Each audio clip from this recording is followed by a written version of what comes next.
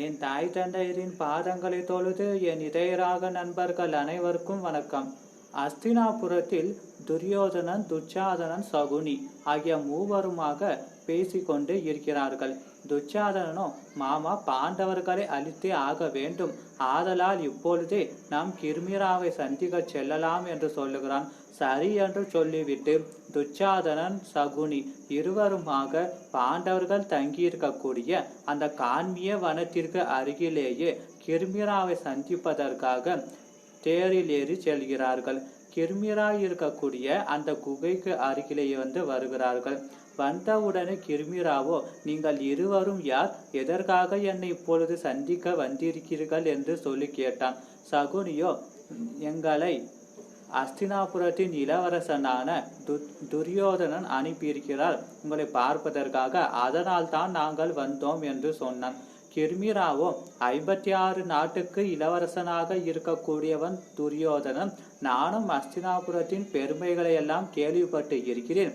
அப்படி இருக்கும் பொழுது என்னால் உங்களுக்கு ஏதாவது உதவி செய்ய வேண்டுமா, என்ன வேண்டுமோ கேளுங்கள் என்று சொல்லி கேட்டான். துச்சாதனோ, உங்களுடைய அண்ணனான பகாசுரனை அழித்த அந்த பீமனானவன் நீங்கள் இருக்கக்கூடிய இந்த காண்மிய வனத்திற்கு கொஞ்சம் அருகிலேயே இருக்கிறான். அவனை நீங்கள் அழிக்க வேண்டும் என்று சொல்லி சபதமும் செய்திருக்கிறீர்கள். ஆதலால் நீங்கள் பீமனை கொன்றுவிட்டால் உங்களுக்கு என்ன வேண்டுமோ அதை எங்களுடைய அண்ணனான துரியோதனானவன் உங்களுக்கு ஏற்படுத்தி தருவதாக சொல்லியிருக்கிறார். ஆதலால் நீங்கள் இப்பொழுது பீமனை வதம் செய்து ஆக வேண்டும் என்று சொன்னான். அதற்கு கிர்மிராவோ, நீங்கள் எதற்கும் கவலைப்படாதீர்கள், அந்த பீமன் இருக்கக்கூடிய இடத்திற்கு இப்பொழுதே சென்று அந்த பீமனுடன் நான் நிச்சயமாக மல்யுத்தத்தில் இறங்கி அவனை கொல்லாமல் விடமாட்டேன் என்று சொல்லிவிட்டு கிர்மிரானவன் பீமன் இருக்கக்கூடிய இடத்தை நோக்கி போகிறான். இந்த துரியோதனன் சொன்னதை கேட்டு இந்த சகுனியும் துச்சாதனும் என்ன செய்வது என்று சொல்லி அடுத்ததாக கிர்மிராவுக்கும் பீமனுக்கும் இடையே நடக்கக்கூடிய சண்டைக்கு அருகிலேயே நாம் கண்ணால் பார்க்க வேண்டும். ஆதலால் துச்சாதனா, நாம் எங்கேயாவது இவர்களுடைய பாண்டவர்களுக்கும் கிர்மிராவோட கண்ணுக்கும் தெரியாமல் எங்கேயாவது மரத்தின் அடியில் நின்று பார்க்கலாம் என்று சொல்லி துச்சாதனன், சகுனி இருவருமே மரத்தின் பின்புறத்தில் நின்று கொண்டு பார்த்து கொண்டே இருக்கிறார்கள். பஞ்ச பாண்டவர்கள் ஐவரும் திரௌபதி, தௌமிய முனிவர் என 7 பேருமாக நடந்து கொண்டு வருகிறார்கள். அப்பொழுது கிர்மிரா இவர்களுக்கு எதிராக சென்று, அரே பீமா, நீதானே என்னுடைய அண்ணனான ஏக சக்கரபுரத்தையே தன்னுடைய கட்டுப்பாட்டிற்குள் வைத்திருந்த என்னுடைய அண்ணனான பகாசுரனை கொன்றது நீதானே. உன்னை இப்பொழுதே என் அண்ணன் இருக்கக்கூடிய அந்த இடத்திற்கு உன்னையும் அனுப்பி விடுகிறேன், வா என்னோடு சண்டைக்கு என்று கிர்மிரா பேசுகிறான். பீமனோ, கிர்மிரா, உன் அண்ணன் தவறு செய்தான், ஆதலால் அவனுக்கு சரியான தண்டனை கிடைத்தது. ஆனால் நீயோ இப்பொழுது வலுக்கட்டாயமாக என்னோடு சண்டைக்கு வருகிறாயே, சரி வா பார்க்கலாம் என்று சொல்லிவிட்டு பீமனுக்கும் கிர்மிரா இருவருக்கும் இடையே மல்யுத்தமானது நடக்கிறது. அதன் பிறகு கொஞ்ச நேரம் கதையுத்தமானது நடக்கிறது. இந்த போட்டியின் முடிவிலேயே பீமனானவன் கிர்மிராவை கொன்று விடுகிறான். கிர்மிரானவன் இறந்து வீழ்ந்து கிடக்கிறான். கிர்மிரா இறந்து கிடப்பதை தூரத்தில் இருந்து துச்சாதனனும் சகுனியும் பார்த்து கொண்டு விட்டு, இப்பொழுதும் நம்மளுடைய செயல்கள் அனைத்தும் வீணாகி விட்டதே, அந்த பாண்டவர்களை அழிப்பதற்கு வேறு வழியே இல்லையா என்று சொல்லி மிகவும் சோகமாக துச்சாதனனும் சகுனியும் மீண்டும் அஸ்தினாபுரத்திற்கு போகிறார்கள். அப்படி போகும் பொழுது துரியோதனிடத்திலே சென்று கிர்மிரா இறந்து விட்டான் என்று சொல்லுகிறார்கள். அதற்கு துரியோதனோ, அந்த பாண்டவர்களை எப்படியெல்லாம் அழிக்க நினைத்தாலும் அவர்களை அழிக்க முடியாமல் எப்படியாவது தப்பித்து விடுகிறார்களே, வேறு ஏதாவது ஒரு சதி திட்டத்தை தீட்டி அந்த பாண்டவர்களை வனத்திலேயே வைத்து கொன்றுவிட வேண்டும் என்று சொல்லுகிறான். உடனே சகுனியோ, அதை பற்றி தான் நானும் யோசித்து கொண்டு இருக்கிறேன் என்று சொல்லுகிறான். இப்படி இருக்கும் பொழுது பஞ்ச பாண்டவர்களும் தௌமிய முனிவர், திரௌபதி ஆகிய 7 பேருமாக காண்மிய வனத்தில் இருக்கும் பொழுது இவர்களை பார்ப்பதற்காக வியாச முனிவரானவர் வருகிறார். வியாச முனிவர் வந்ததை பார்த்த உடனே பஞ்ச பாண்டவர்களும் திரௌபதியும் தங்களுடைய உள்ள முருக வியாச முனிவரை வரவேற்கிறார்கள். வியாச முனிவரை வரவேற்று அவருக்கு சாப்பிடுவதற்கு அக்ஷய பாத்திரத்திலிருந்து உணவையெல்லாம் தருகிறார்கள். உடனே வியாசரானவோ, பஞ்ச பாண்டவர்களை, நீங்கள் ஒன்றும் கவலைப்படாதீர்கள். எப்படியாவது இறுதியில் தர்மமானது நிச்சயமாக வெல்லும். ஆதலால் நீங்கள் ஒன்றும் கவலைப்படாதீர்கள். உங்களுக்கு விதிக்கப்பட்ட இந்த வனவாச காலத்திலேயே உங்களை நீங்கள் சிறப்பாக தயார் செய்து கொள்ளுங்கள். அதன் பிறகு நடக்கக்கூடிய யுத்தத்தில் நீங்கள் வெற்றி பெறுவீர்கள். நிச்சயமாக தர்மம் உங்கள் பக்கமே இருக்கிறது. ஆதலால் இறுதியாக நீங்களே வெற்றி பெறுவீர்கள் என்று சொல்லி மேலும் அர்ஜுனனுக்கு பிரஸ்திஸ்மருதி என்ற சிவனை நினைத்து உருகக்கூடிய ஒரு மந்திரத்தை கற்றுத்தருகிறார். கற்றுத்தந்த உடனே பஞ்ச பாண்டவர்களும் திரௌபதி நீங்கள் 6 பேருமாக இந்த 12 வருட கால வனவாசத்தின் பொழுது பிரம்மச்சாரி விரதத்தை பூண்டு பிரம்மச்சாரியாக வாழுங்கள். மேலும் பீமா, நீ அஞ்சலையின் மைந்தனான ஆஞ்சநேயரை சந்தித்து அவரிடம் இருந்து ஆயுதங்களை பெற்றுக்கொள். அர்ஜுனா, நான் உனக்கு பிரஸ்திஸ்மருதி என்ற மந்திரத்தை கற்றுத்தந்தேன் அல்லவா? அந்த மந்திரத்தை கொண்டு நீ சிவனை நினைத்து தவம் செய்து சிவனிடம் இருந்து பாசுபத அஸ்திரத்தை நீ வாங்க வேண்டும் என்று சொன்னான். சரி, நான் வந்த வேலை முடிந்துவிட்டது. நீங்கள் சிறப்போடு வாழ்வீர்கள் என்று சொல்லி வாழ்த்திவிட்டு வியாச முனிவரானவர் அந்த இடத்தை நோக்கி புறப்படுகிறார். அர்ஜுனனானவன் அடுத்தபடியாக வியாச முனிவர் சொல்லியபடியே நான் தவம் செய்ய போகிறேன் என்று சொல்லிவிட்டு தருமரிடத்திலும் தௌமிய முனிவர் இருவரிடத்திலும் ஆசீர்வாதம் வாங்கி கொண்டு அர்ஜுனனானவன் கைலாய மலையை நோக்கி புறப்படுகிறான். அர்ஜுனனானவன் கைலாயத்தில் சிவனை நினைத்து மிகவும் கடுமையான தவத்தை மேற்கொள்கிறான். அப்படி கடுமையாக தவம் செய்யும் பொழுது அர்ஜுனன் நின்று கொண்டிருக்கக்கூடிய கோலத்தை பார்த்து அந்த காட்டில் இருக்கக்கூடிய அந்த யானை கூட்டமானது அர்ஜுனனை கல் என்ற நினைத்து அர்ஜுனனை உரசிவிட்டு செல்கிறது இந்த காட்டு யானைகள் எல்லாம். அப்பொழுது கூட அர்ஜுனனுடைய தவமானது கலையவில்லை. இப்படி இருக்கும் பொழுது அஸ்தினாபுரத்திற்கு துரியோதனிடத்திலேயே அவர்களால் நியமிக்கப்பட்ட அந்த ஒற்றனானவன் வருகிறான். துரியோதனும் ஏதாவது இனிமையான செய்தியை கொண்டு வந்தீர்களா இப்போதாவது என்று சொல்லி கேட்டான். அதற்கு அந்த ஒற்றனும், அரசே, மிகவும் கசப்பான செய்தியைத்தான் கொண்டு இருக்கிறேன். பஞ்ச பாண்டவர்களில் வில்லுக்கு விஜயன் என்று பெயர் எடுத்த அந்த அர்ஜுனனானவன் சிவபெருமானை நோக்கி தவம் செய்து கொண்டு இருக்கிறான்.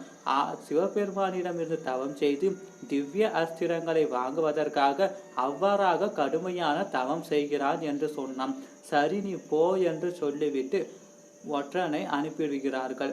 சகுனியிடத்திலேயே, மாமா, அந்த அர்ஜுனனானவன் சிவனை நோக்கி தவம் செய்கிறானாமே, அதை எப்படியாவது நம் தவத்தை கலைக்க முடியாதா? இல்லை அந்த அர்ஜுனனோட உயிரையாவது நம்மால் குடிக்க முடியாதா என்று சொல்லி கேட்டான். அதற்கு சகுனியும், இப்பொழுதும் கவலைப்படாதே துரியோதனா, மூகாசுரன் என்ற ஒரு அரக்கன் இருக்கிறான். அந்த அரக்கனை அர்ஜுனனின் மீது ஏவி விட்டால் நிச்சயமாக அந்த மூகாசுரன் அர்ஜுனனை கொல்லுவதற்கு வாய்ப்புகள் இருக்கிறது. ஏனென்றால் இந்த மூகாசுரனானவன் பகாசுரனின் தம்பியான கிருமிராவும் மேலும் இடும்பவன பகுதியை தன் கட்டுப்பாட்டிற்குள் வைத்திருந்த அந்த இடும்பனுக்கும் இவர்கள் இருவருமே சிறந்த நண்பர்கள். ஆதலால் மூகாசுரன் நிச்சயமாக அர்ஜுனனுடைய தவத்தை கலைப்பான் என்று சொல்லுகிறான். சரி, இப்பொழுதே நானும் துச்சாதனும் சென்று அந்த மூகாசுரனை சந்திக்கிறோம் என்று சொல்லிவிட்டு இவர்கள் இருவருமாக கிளம்பி செல்கிறார்கள். அர்ஜுனன் தவம் செய்வதை பார்த்துவிட்டு இந்திரலோகத்தில் இருக்கக்கூடிய அந்த இந்திரனானவன், ஒருவேளை இந்த அர்ஜுனனானவன் நம்மளுடைய பதவிக்காகத்தான் இவ்வாறாக கடுமையான தவத்தை செய்கிறானோ என்று சொல்லி தெரியவில்லை என்று உடனே தன்னுடைய இந்திரலோகத்தில் இருக்கக்கூடிய வாயுவையும் அக்னியையும் மேலும் பலவிதமான தேவர்களையும் அனுப்புகிறான். அவர்கள் அங்கே சென்று வேகமான காற்றும் வேகமான மழை என இப்படி பல்வேறு விதமாக இன்னலை தருகிறார்கள். அப்பொழுதும் அர்ஜுனனுடைய தவம் கலையாமல் அர்ஜுனன் தவம் செய்து கொண்டே இருக்கிறான். உடனே இதை பார்த்த இந்திரனும், இப்பொழுதும் அர்ஜுனனுடைய தவத்தை கலைக்க முடியவில்லையே, ஆதலால் தன்னுடைய அரசவையில் உள்ள இந்திரலோக அரம்பையர்களை அனுப்பலாம் என்று சொல்லிவிட்டு ஊர்வசி திலோத்தமை உட்பட அனைத்து விதமான அழகிகளையும் அனுப்புகிறான் இந்திரன். இந்த ஊர்வசியும் திலோத்தமை மேனகை இவர்கள் அனைவருமே சென்று வாசனை திரவியங்களோடு தங்களை அழகுபடுத்தி கொண்டு அர்ஜுனனின் முன்னிலையிலே சென்று தங்களுடைய நடனத்தை ஆட ஆரம்பித்தார்கள்.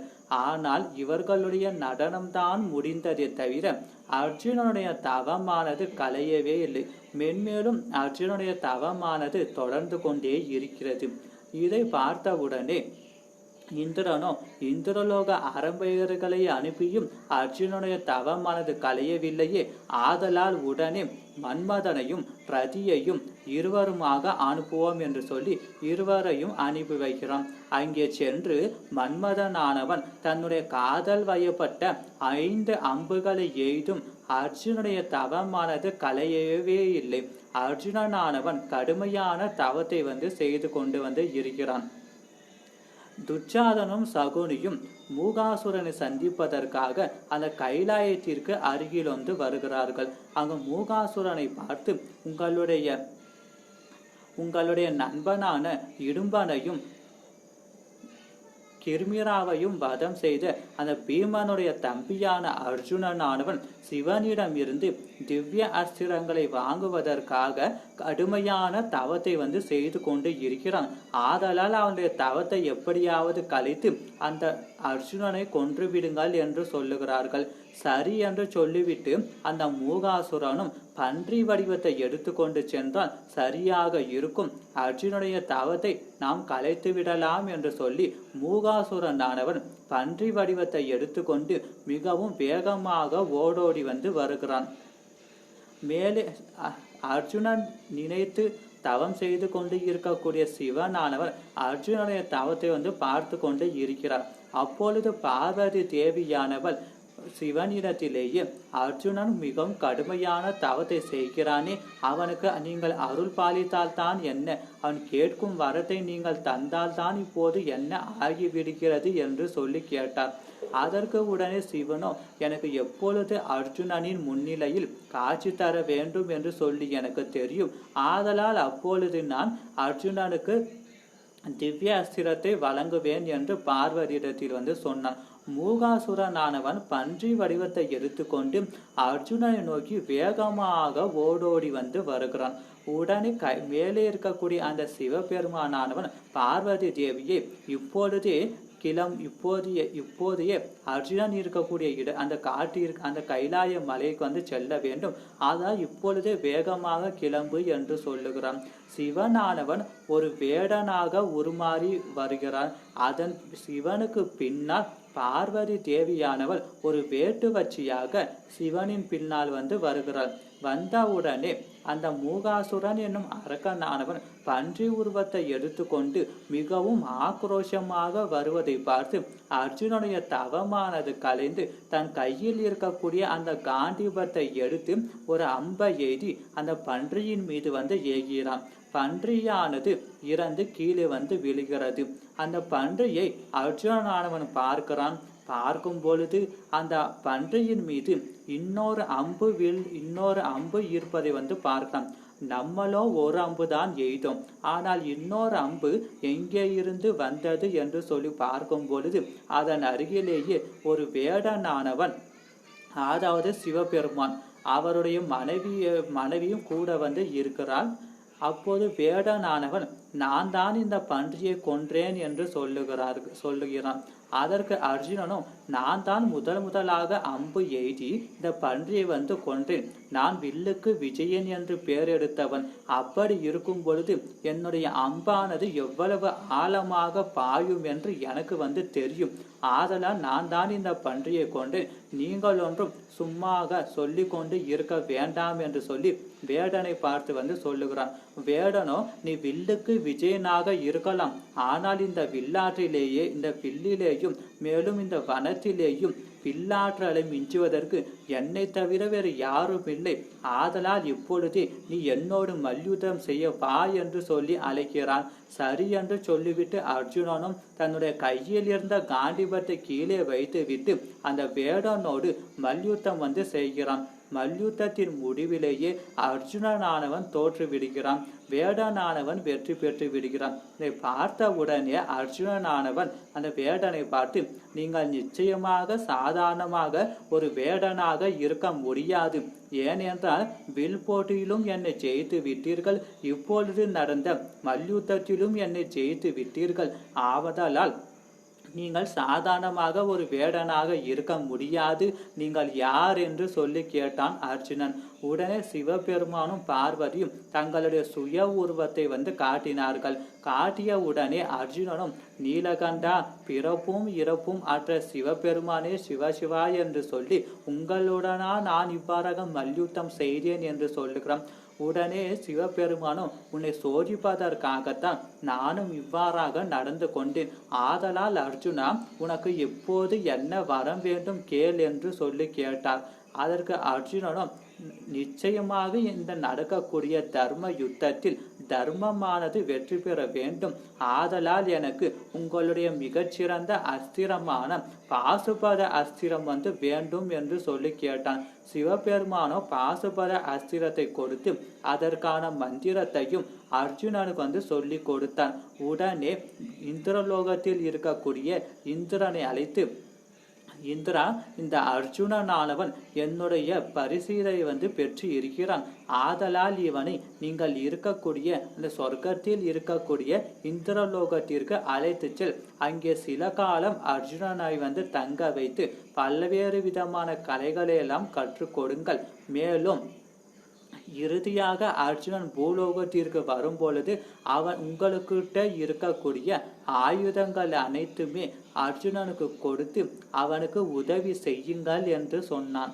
சரி என்று இந்திரனும், நான் இப்பொழுதே அர்ஜுனனை அழைத்து கொண்டு இந்திரலோகத்திற்கு செல்கிறேன் என்று சொல்லி அர்ஜுனனை அழைத்து கொண்டு இந்திரனானவன் தங்கள் இருப்பிடமான இந்திரலோகத்திற்கு போகிறார். பாஞ்சாலி சந்தித்து விட்டு துருபதன், புருஷோதை, திருஷ்டதிமனன் இவர்கள் மூவருமாக தங்களுடைய நாட்டிற்கு போகிறார்கள். அங்கே போய் உடனே அங்கே சென்றவுடனே புருஷோதையும் துருபதனும் இருவருமாக பேசிக்கொண்டு இருக்கிறார்கள். நம்மளுடைய மகள்களுக்கு இவ்வளவு பெரிய அநீதி நடந்துவிட்டதே என்று சொல்லி புருஷோதையானவர் வருத்தப்பட்டு பேசிக்கொண்டு இருக்கிறார். அப்பொழுது துருபதனானவன், என்ன செய்வது, விதி போன வழியில் நாமும் சென்று தானே ஆக வேண்டும், ஆதலால் என்று சொன்னான். அதற்கு உடனே புருஷோதையும், விதியின் மேல் படியை சுமாத்தாதீர்கள் அரசே, இது அனைத்திற்குமே காரணம் நீங்கள் தான். அந்த பீஷ்மரை பழி தீர்த்து ஆக வேண்டும் என்று சொல்லி சிகண்டியை சிவபெருமானிடம் இருந்து வரத்தால் பெற்றீர்கள். மேலும் துரோணரை அழிக்க வேண்டும் என்று சொல்லி திருஷ்டதிம்மனனை மகனாக பெற்றீர்கள். மேலும் அர்ஜுனனை மணக்க வேண்டும் என்று சொல்லி திரௌபதியை அக்னி தீயில் இருந்து பெற்றீர்கள். ஆதலால் நம்முடைய பிள்ளைகளை ஒவ்வொரு நோக்கத்திற்காக பெற்றீர்கள். அந்த நோக்கம்தான் இப்பொழுது உங்களுக்கு எதிராக திரும்பி நம்மளுடைய பிள்ளைகளுடைய வாழ்க்கையை சீரழித்து கொண்டு இருக்கிறதோ என்று சொல்லி எனக்கு பயமாக இருக்கிறது. மேலும் சிகண்டி பிறக்கும் போது பெண்ணாக பிறந்தவள், அவளை சிவபெருமான் ஒரு ஆணாக வளர்க்கும்படி சொல்லி ஆணாகவும் நாம் வளர்த்து இரண்யவர்மனின் மகளுக்கு திருமணமும் செய்து வைத்து விட்டோம். ஆனால் அவனோ, இரண்யவர்மனோ, நம்மளுடைய மகளான சிகண்டியை பார்த்து, இவள் ஆண்மை இல்லை, இவள் பெண்மையை உடையவள், ஆதலால் இந்த பௌர்ணமிக்குள், அதாவது இந்த ஒரு வருட காலம் நமக்கு அவகாசம் தந்திருக்கிறான், அதற்குள் நாம் சிகண்டியை அவன் முன்னே நிரூபிக்க முடியவில்லை என்றால் அந்த இரண்யவர்மனானவன் நம் பாஞ்சால நாட்டின் மீது அனைத்து நாடுகளையும் திரட்டி கொண்டு போருக்கு வந்துவிடும். ஆதலால் நாம் என்ன செய்ய போகிறோம் என்று சொல்லுங்கள். மேலும் இந்த திரௌபதிக்கு இப்பொழுது வனவாச காலத்தில் இப்படி ஒரு அநீதியை அந்த கௌரவர்கள் கொடுத்திருக்கிறார்கள். அப்படி இருக்கும் பொழுது இந்த அனைத்து நிலைமைகளுக்குமே நீங்கள் தானே காரணம் என்று சொல்லி மிகவும் வருத்தமாக புருஷோதையானவள் பேசுகிறாள். அதற்கு துருபதனும், புருஷோதை, என்னால் மட்டும் என்ன செய்ய முடியும்? நான் பட்ட அவமானத்திற்கு என்னுடைய பிள்ளைகள் நிச்சயமாக இன்று அல்ல என்றைக்காவது என்னுடைய நோக்கத்தை நிறைவேற்றுவார்கள். அந்த நம்பிக்கை எனக்கு இருக்கிறது. இந்த குருச்சேத்திர போரில் எப்படியாவது போர் மூலம் அந்த போரிலேயே பாண்டவர்கள் நிச்சயமாக திரௌபதியின் கண்ணீரை துடைப்பார்கள். மேலும் என்னுடைய மகளான சிகண்டினியானவள் நிச்சயமாக ஆண்மையை பெற்று திரும்புவாள். அந்த சிகண்டினியானவள் அந்த அஸ்தினாபுரத்தின் பிரம்மச்சாரி விரதத்தை மேற்கொண்டு இருக்கக்கூடிய அந்த பீஷ்மரை அழித்து நிச்சயமாக பீஷ்மருடைய உயிரை குடிப்பாள் என்று சொல்லுகிறார். அதுக்கு சரி என்று சொல்லிவிட்டு புருஷோதையும் எதுவும் பேசாமல் அமைதியாக இருக்கிறாள்.